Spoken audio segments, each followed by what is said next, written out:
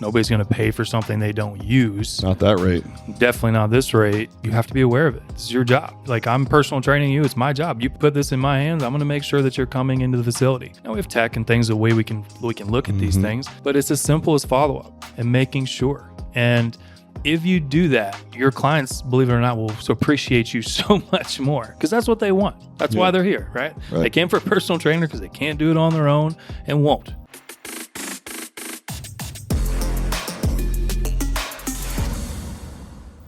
Matt, what's up? This is a smooth setup. Well, how you doing, man? Straight technical difficulties today. Yeah, no kidding. A couple of monkeys screwing a football, isn't that what they say? Something like that. That was us. Yeah. That was us fixing our own podcast studio. High production quality here, folks. We wasted 30 minutes. It. Yeah, we should monetize this podcast with this production quality. This is amazing. We have any sponsors yet? Yeah, we do. Yeah, who's that? Alloy Personal Training.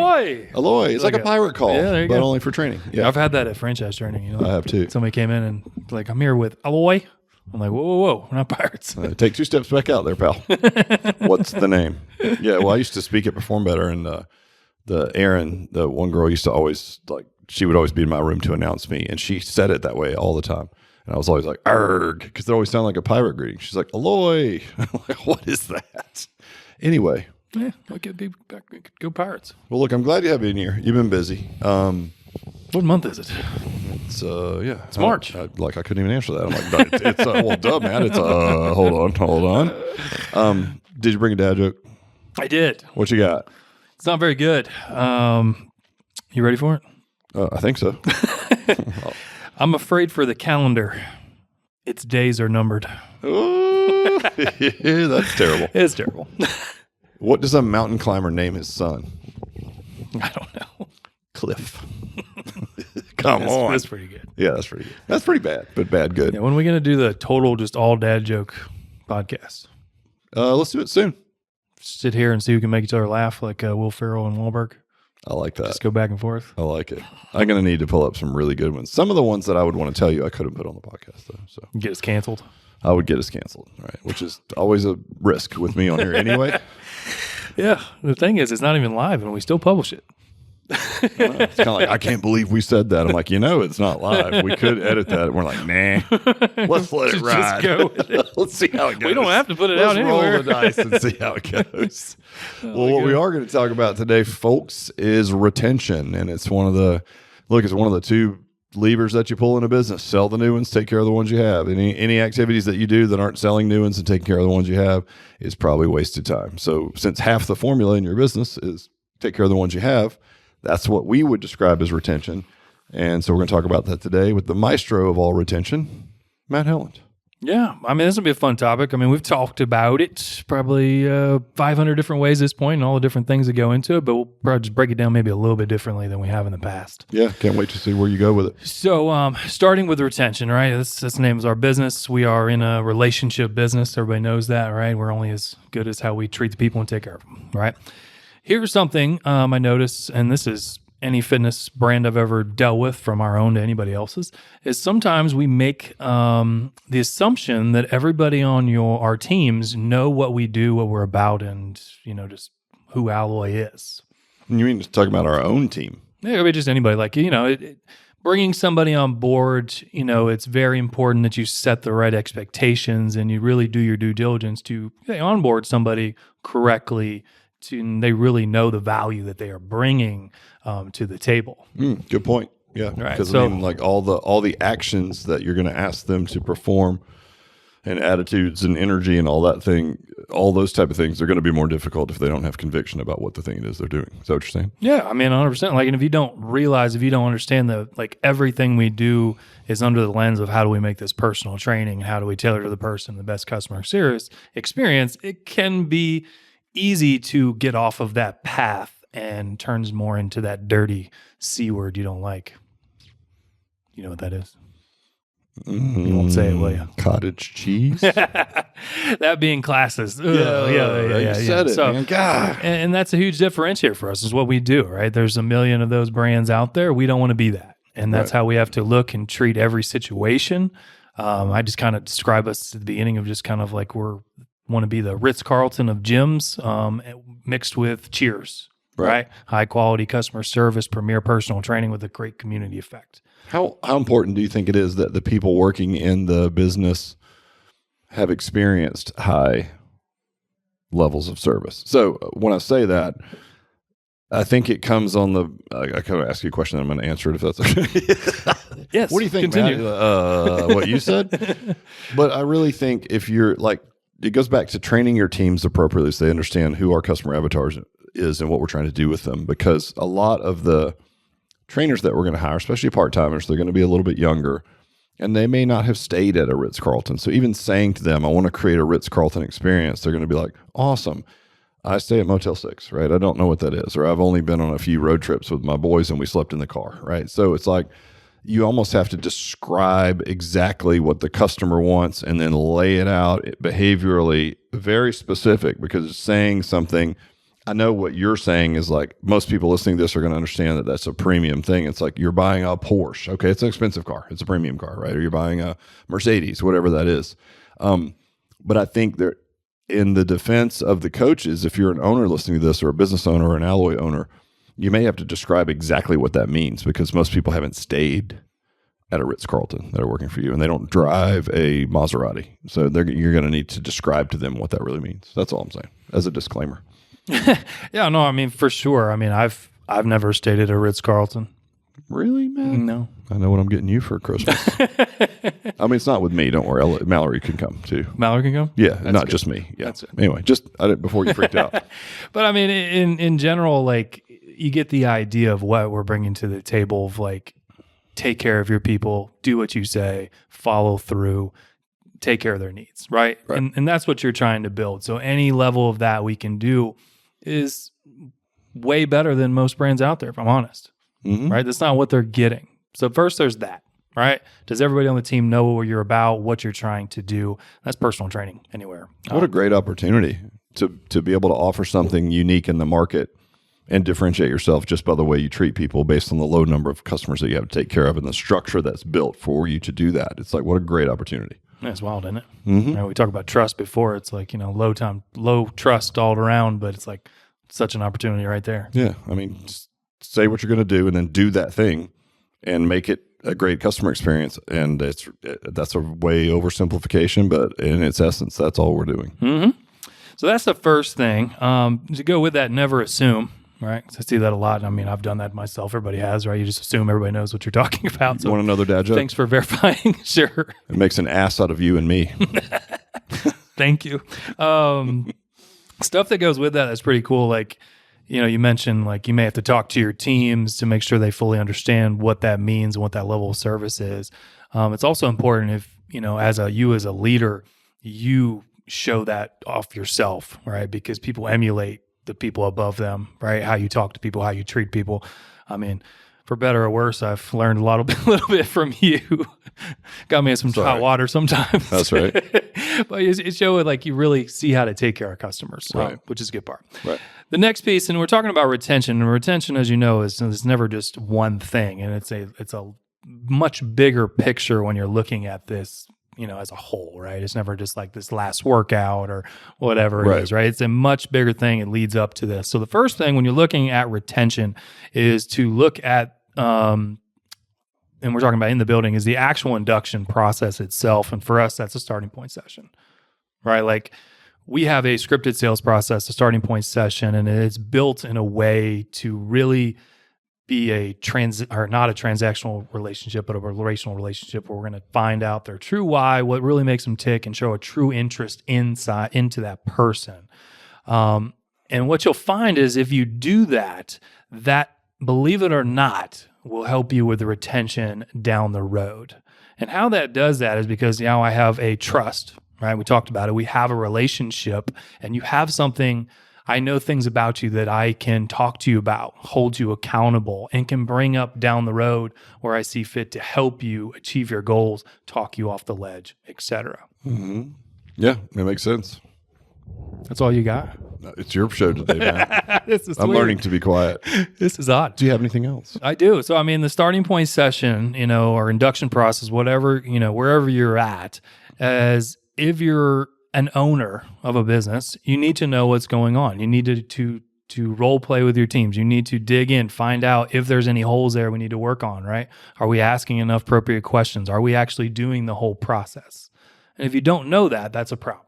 Right. Like you can't fix something if you don't know about it. Right. Kind of thing. Well, and look, when we're looking at high level metrics, it's like you get a lead, you get them booked, you get them to show. That's 3. And then once they show up, the starting point session is to gather data to train them safely. But it's also set up for you to align yourself as an expert. And to your point, keeping it relational, we call it a prescriptive sale. So you don't have to know all these drop down techniques and overcome all these objections and all that. It's like if you do the thing right, by the time you get to the end, they came in there with personal training on the door. There's a price anchor that goes with that. We're usually even actually a good value proposition compared to the normal pricing anchor around one-on-one training. That's not that difficult. So really running this thing correctly, and it's such a differentiator in market. If you just run the thing correctly, look them in the eye and say, hey, based on what you want for goals and what we've measured, this is what I suggest. But then it's really hard to then be like, no. And we've talked about there's a little wordplay like, hey, our most successful clients do this. It's like, great. What do you have for people that don't want to be successful? I mean, the psychology around that's pretty compelling. Right. But those are just little tricks of the trade. But ultimately, start out at a high level. A starting point session is a completely different experience than most boutique fitness. Most are come try a free class. If you like it, great. But it's about their stuff. Right. This is all about you. So forget about us. Like we're going to give you what we know is best for you based on your goals. Right. And we have principles that we're going to work around, but you're going to get a specific version of our principles, which are solid.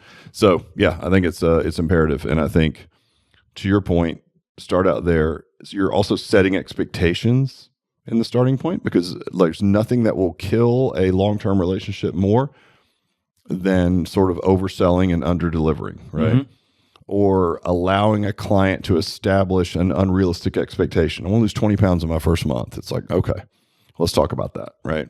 So I think it's our job in that session, and what you talk about and what you promise that you'll deliver on will manifest itself later down the road. And so we've had directors in our system, both working for us in various capacities, licensed clubs, now franchising, who will sit down and promise things that quite honestly cannot happen. Like I had a shoulder surgery. Great. We're going to work with you to rehab your shoulder. That's not what we do. So don't say that, right? Because we're going to avoid hurting it. But if they're now mistaking us for a physical therapy clinic and we're not doing therapy things, there's a disconnect. That's just a weird example, but there's a bunch of those, right? Yeah. So just be honest about what we're going to do for them. And then to your point, to build trust, just do the thing that you said you would do. But don't tell them something that's either unrealistic for them or that you're not going to be able to deliver on, because you're going to lose the most important currency, which is trust. Yeah. So it's huge, right? You start off on the right foot, starting point session, set expectations, start building that relationship. Now, this next piece, it's a little nuance, potentially common sense, whatever you want to call it, is very important. And I kind of like to explain to people is like, hey, look, just because you get somebody to say yes to the thing doesn't mean they're fully bought in. I like to consider it as like you're still courting someone before they marry you, right? So when we're talking about a starting point session, they've said yes, they believe in you enough to go forward and start working out with you. The next piece is the actual follow-up from that position, right? So say if I sign you up, I immediately am going to message you later that day just to check in how you're feeling, right? You gave like a shoulder example, right? Like, hey, my shoulder's a little bothering me. Well, part of the SPS, we do a little mini workout, let you move. I'm going to check in. It's always great to meet you. Can't wait to work with you. And how's your shoulder feeling?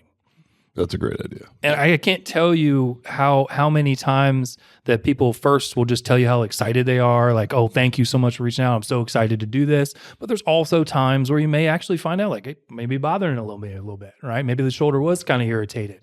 But guess what? Like you said, we're personal trainers. We can work around most things. That allows me to tackle that issue right away before that going even down the road, right? Further down where they're like, this isn't for me. I quit. Right.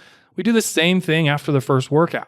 Right, you come in for your first workout, same thing. Following up. So starting point session, check in on them. First workout, that's part of the post-shift coach's duties, is to text anybody new that was on your shift and check in on them. Yeah, that's the coach. This is director as well.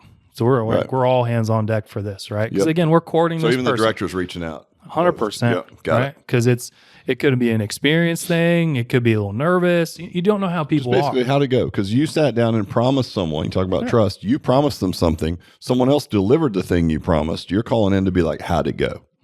Did we meet your 100%. expectations? Is there anything we can do better? Or is there any positive feedback you have for me? What are the bright spots, right? That's what you're looking for. Yeah, which will allow you to pivot much more quickly than letting being like, hey, they signed up, they're good, which is a terrible way to live. And you're going to lose people a lot faster, because you know how those things fester. It never takes care of itself. Oh, this coach didn't do this coach didn't do that. My shoulders bother my knee. It's like death by 1,000 cuts. Yeah, right? they don't tell you, because clients are funny, right? They're like, they my don't back's want to hurting for 3 complain weeks or whatever. Right. They don't want to be the wimpy person, and so they're not going to tell you if something hurts. They just slowly disappear. Yeah. Yep. So that follow up, after the SBS first workout, you may do one the first week. You may do it. It kind of depends a little bit after that point, kind of who that person is. We've all had that client we know is going to be a little more maintenance, right? You're like, all right, this person's already got 1 foot out the door. I'm going to really have to pay attention to them. But that's our job. And I'll tell you, if you can get people consistent, seeing results, buying into the community, the culture, in the 90 days, they're pretty rock solid. Right. And that's a lot of people talk about in any business, whether it's an employee or a customer, like a 90-day onboarding process. And a lot of people put a lot of lip service to a 90-minute customer journey, or not 90-minute, 90-day customer journey, but I don't know how many people actually deliver on it. Yeah, and it's much more than just sending a message. Like we're in a relational business. Right. So like an automated email that goes out, the same one that goes out to everyone's not going to have the same impact as like, how is your shoulder today? No. 100%. I mean, personalized and in person, right? Like you want to have touch points throughout their journey. Never assume, go in there, have side conversations, good things. But as much touch as possible, follow up from that director, and that piece is huge. And I promise you, again, it will, after that 90 days, generally it becomes less and less and less that you need to. Right. Yeah. I mean, we've joked around. We've had clients that we couldn't get rid of them if we tried. Right. They're just so bought in. They love it. Like they're not going anywhere.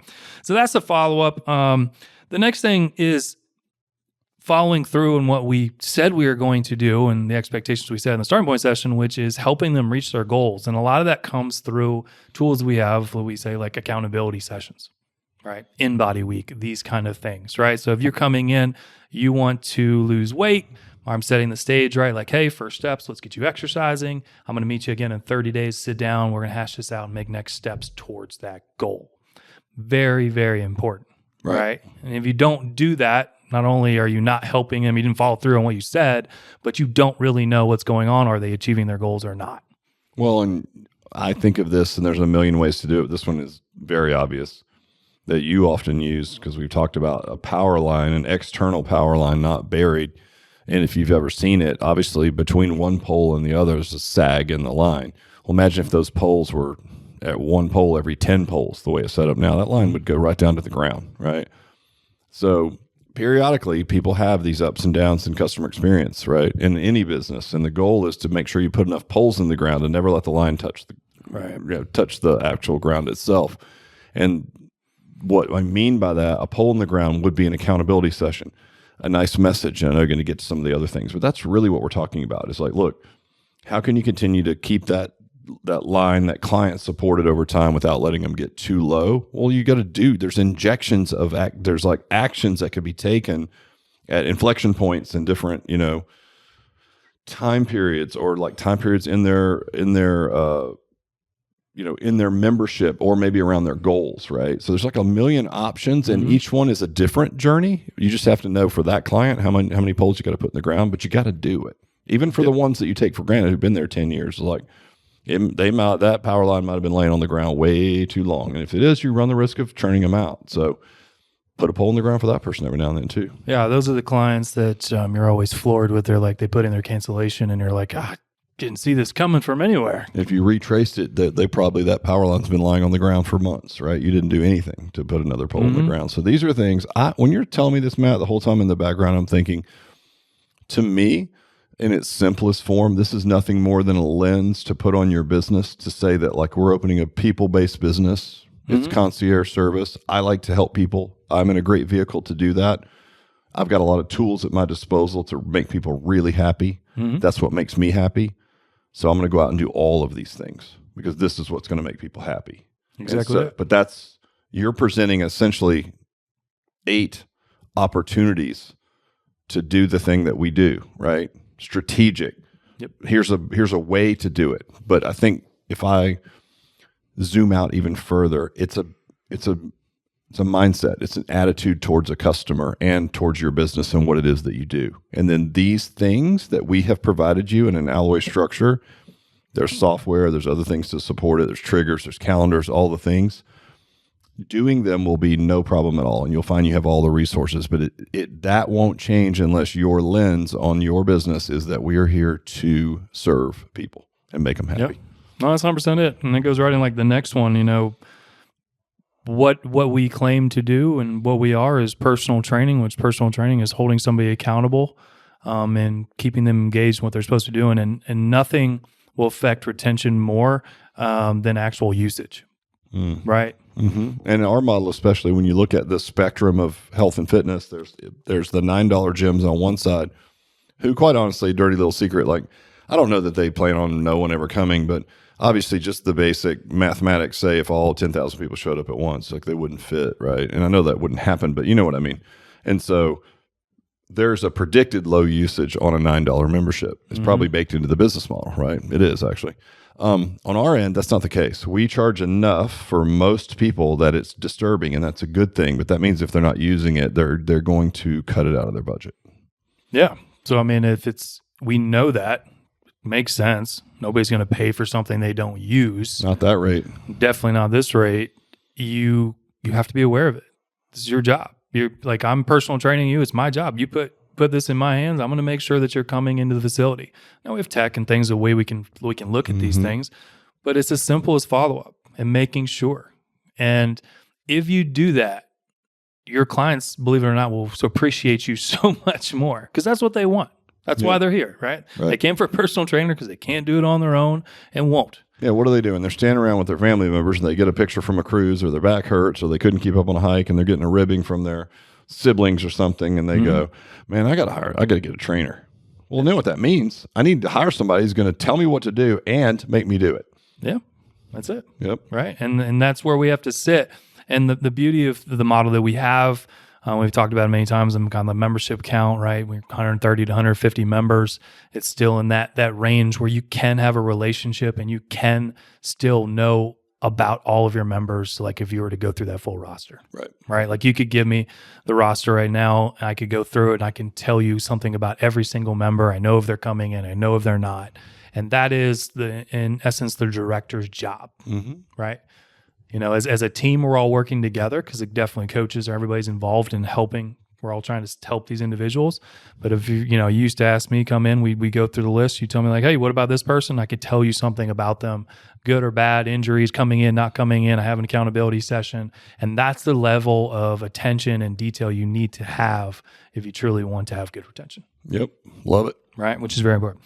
The next one, again, a lot of this seems like common sense. Maybe it is for some. Run the play.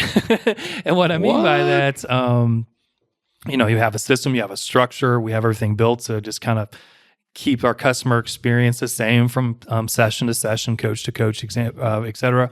But as an owner or a director, or anybody looking at it from this seat, like, are you truly going in and are your coaches doing what they're supposed to, not only from a pre-shift standpoint, to pulling clients' information, to running the workouts properly, to applying the clients actually to the workout, and what I talked about earlier, making it personal training and not that dirty C word, right? Because that's going to be a problem, because that's different when we talk about in the SPS is like, you're telling them one thing that's going to happen, and this is not what's happening on the floor. That's how you're going to run into trouble. Yep. So like, don't assume everybody knows. Make sure everybody knows how to play, and you got to hold the team accountable to doing the thing. Yep. Right? It's not too much to ask for you to know what the workout is. It's not too much to ask for you to appropriately apply the person to the workout. Right. Well, and I know, like, look, I understand trainers. I spent the first 10 years of my career on the floor in my own facility from 6 a.m. till noon, and eat food out of a cooler and come back and go 5 to 8, 9 at night. So I get it, right? It's easy to get lazy. It's easy to just say, well, I know these people, or I can just make a regression, or I'm just going to run these workouts. I'm just going to run the core exercises and the same rep schemes for everyone, but it's a huge mistake to do so. I always had to check myself as well and not do that. But if you're a real coach and you understand, to your point, you were described who we are and our customer and how we serve them, that is not how to do it, right? So we've got the perfect system, but to your point, run the play. Like it's like the play, not only all the technology and all the again, customer service, soft touch stuff that's systemized around the workouts, but the actual science of the workouts is also built perfectly for our customer avatar. I mean, what do we know? We've only been doing it for 33 years, right? We know this customer avatar like the back of our hand. Behaviorally, how they can move, what the common movement discrepancies see, what the right regressions are to keep people from getting hurt that are also easy to coach with 6 people.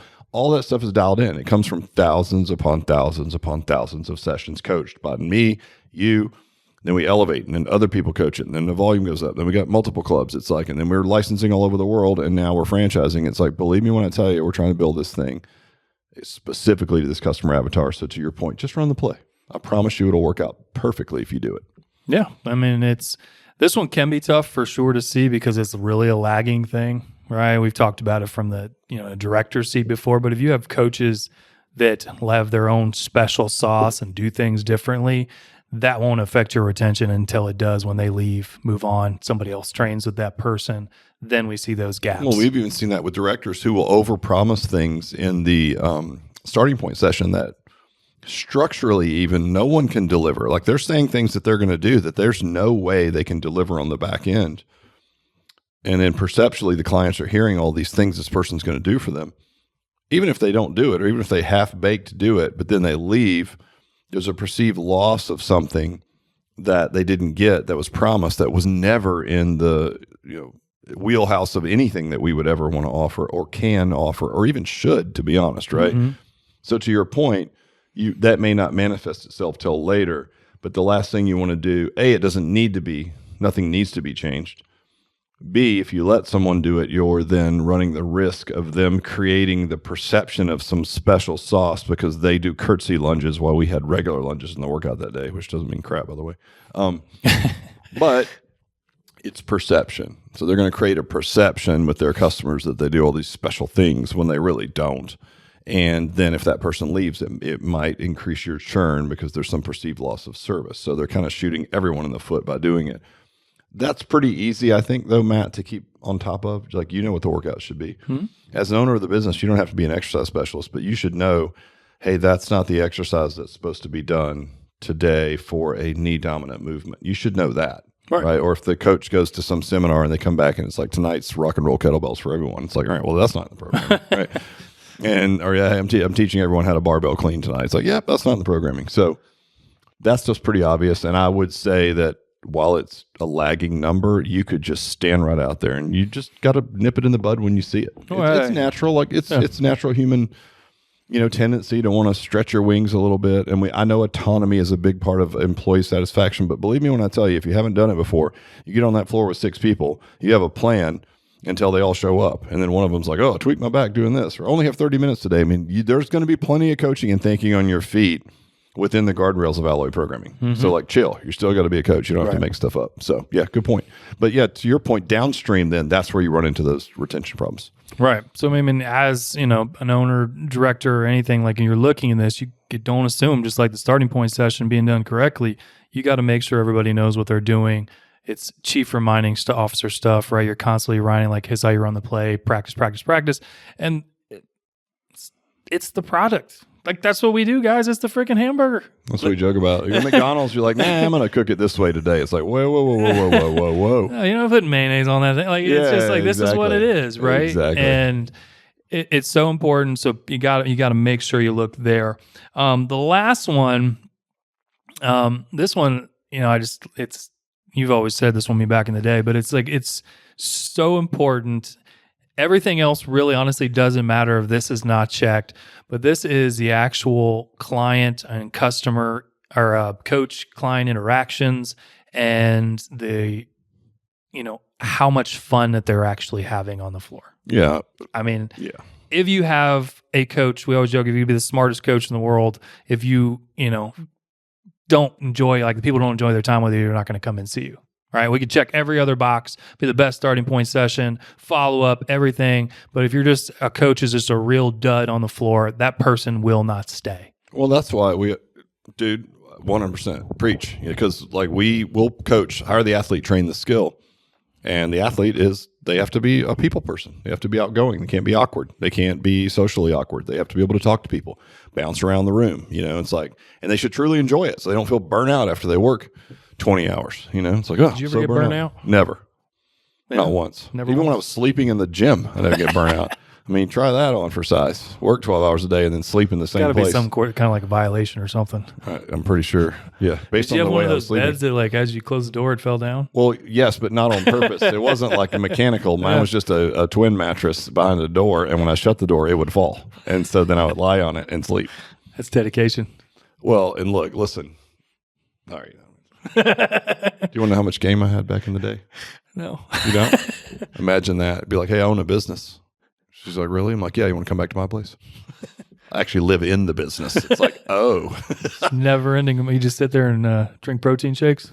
Oh, dude, it was awesome. Work out? Yeah, that was it. One night, I'll just tell this story. One night I overslept, or one morning I overslept, and I heard, and mind you, I had money, but I was saving up to buy a house. And so I had stuff stored like in my parents' house that was like 45 minutes away.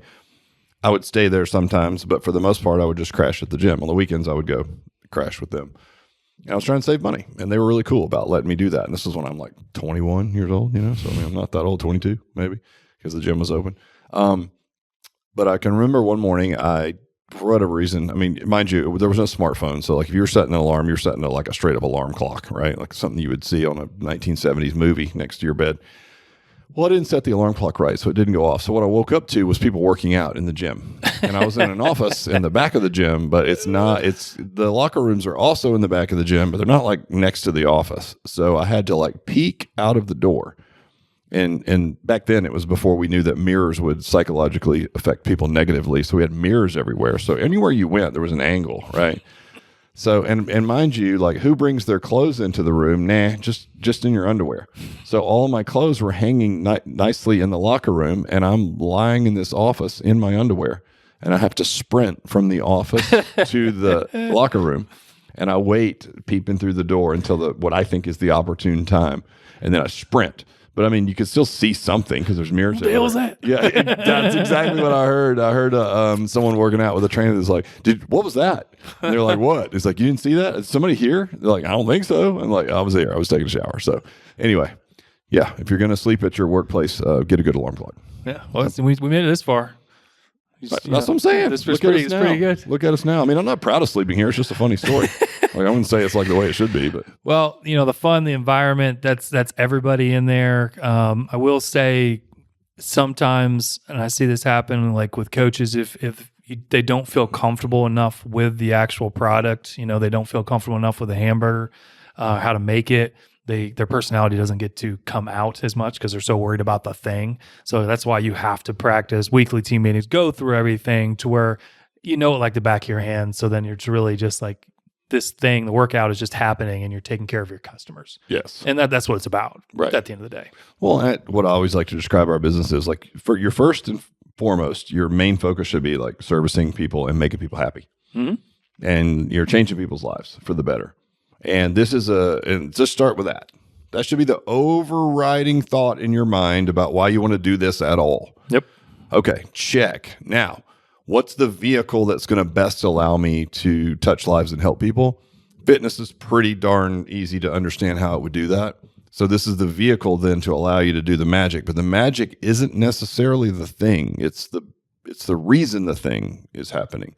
It's mm-hmm. the why, right? And as an owner of a fitness facility, as a director, which would be manager, coach, independent trainer, wherever you are in your trajectory in the industry, if your burning desire isn't to help people and to teach and to grow and to do the same for the people around you, it's not for you. I don't care what vehicle you get in. You can never override that if it's not your burning desire to help people. If it is, it's a pretty dope vehicle, and you're going to make some money and you're going to change a lot of lives. Yeah.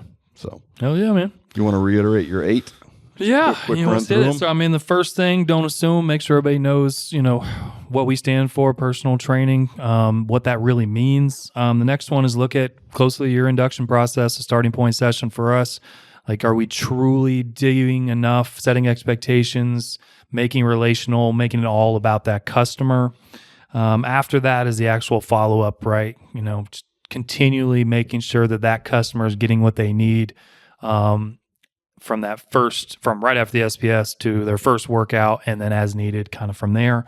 Follow-up check-ins. I'm always meeting with clients at least a minimum every 30 days, especially the first 90 days that we talked about. You're always going to uncover good things. Good things are coming from that no matter what. Before you finish those, do you know I do that even for my friend group?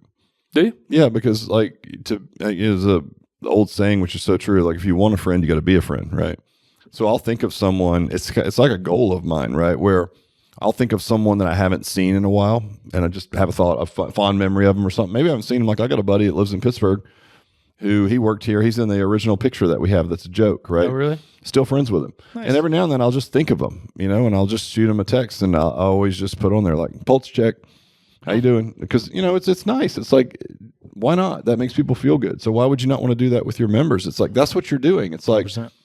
Like, you might have that member that just quietly comes in 3 days a week and you assume they're going to be there forever. What's wrong with being like, hey, pulse check? Like, what's going on in your life? You still working there? You still doing this? How's the kid? Where did so-and-so go? Did she end up going to college there? Or did she choose somewhere else? Right? You can do that with people. You're cooking with oil. Well, it's like just now. I mean, granted, I have a penchant for it. I really enjoy it, right? We had somebody in just now, and I was like, how's your kids? He's like, oh, my daughter is going to play volleyball, and she's really good, right?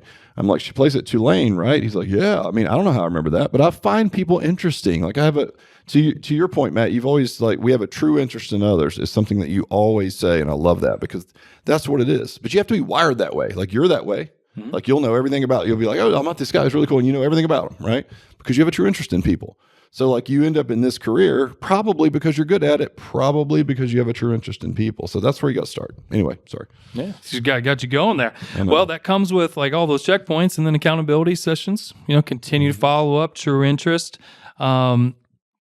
Directors, as a whole, as a team, look at usage. Make sure people are coming in the space, right? And if they're not, are you willing to have those hard conversations, right? We talk about one of our core values, sincere candor. Like, you got to have those quick. Can't wait till later. They miss 3 months, it's going to be a lot harder conversation, right, than you have in that first week, right? Like, where were you when I really needed you, right? Got to be on, got to be on top of them. Next piece, just actually, make sure that you're running the play consistently, making it personal training, always keeping that lens.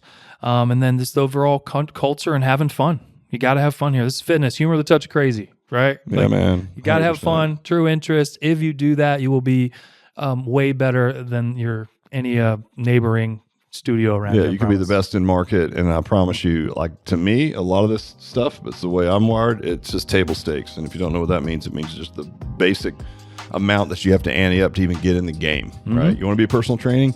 To me, this is table stakes. But because really good service and trust is in short supply, if you can just deliver on the 8 things that Matt talked about today, you're going to have a great business. You're going to change a lot of lives. So appreciate you, buddy. Yeah, thank you. Cheers.